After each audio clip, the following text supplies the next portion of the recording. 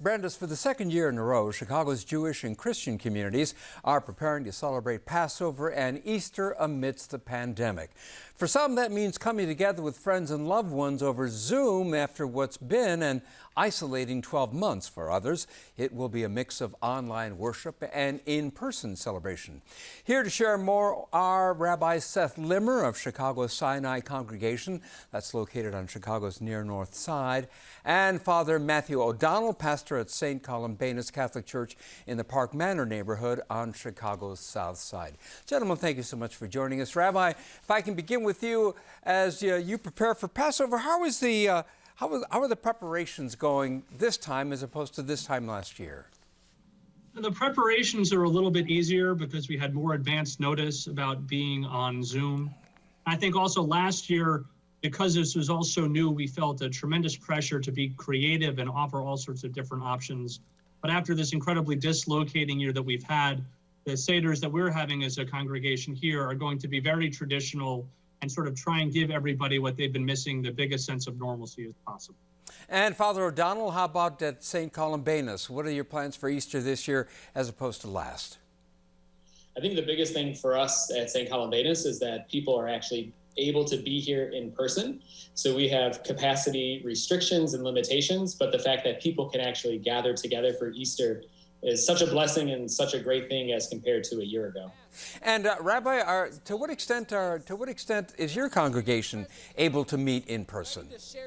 We've made the decision not to meet in person. The great ritual of Passover is the Seder, the meal at which we tell the story of our liberation from Egypt that obligates us to work for the liberation of the rest of the world. And it happens by dipping foods in other foods and passing around plates. And there's no way to work for a better world if we're all passing around germs like that in an age of pandemic. So we're just going to be online. And as far as the flexibility, the adaptability on the part of your congregants, Rabbi, how has that gone? Because you have been exclusively Zoom now. We have been Zoom only for a year with the exception of life cycle events, which have been small. And I'll give a huge credit to my staff. We put in the time early on the phone with people to help them set up their Zoom. So any stereotypes you have about nonagenarians not being able to learn technology, we help them through. And our community, which spans all generations, has gotten really good at being on Zoom and really good at staying connected and bridging that isolation. Father O'Donnell, yours is a hybrid congregation, for lack of a better term, because you have had some in-person gathering and also some online. How has that worked? So all of our liturgies, all of our masses and celebrations here are live streamed.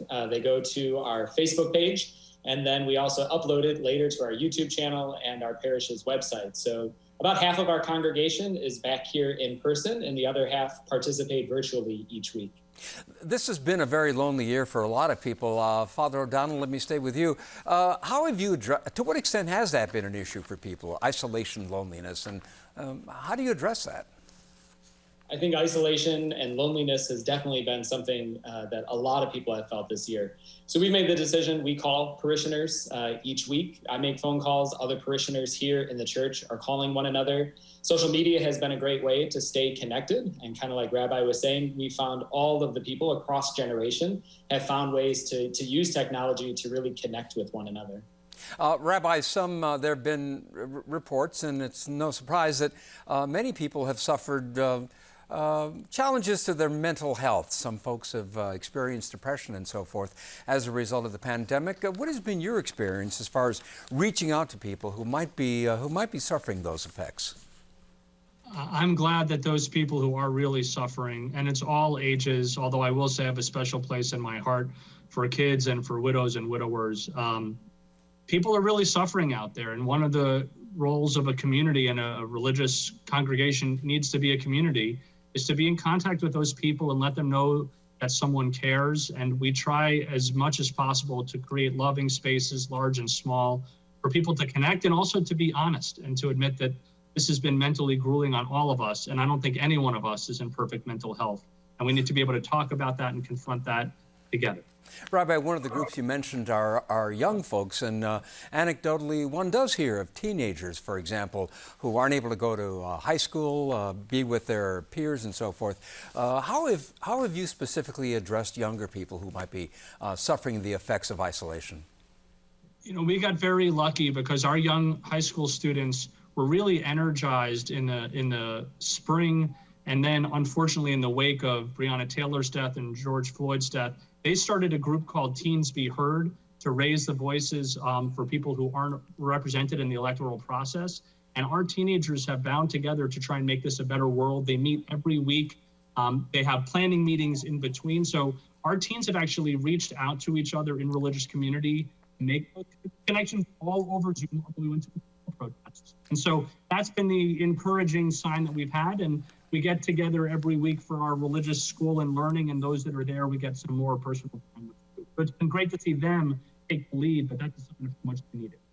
Father O'Donnell, a lot of institutions have suffered financially. How is it going for your congregation? So we've been incredibly blessed here. I think people have been very generous throughout this year.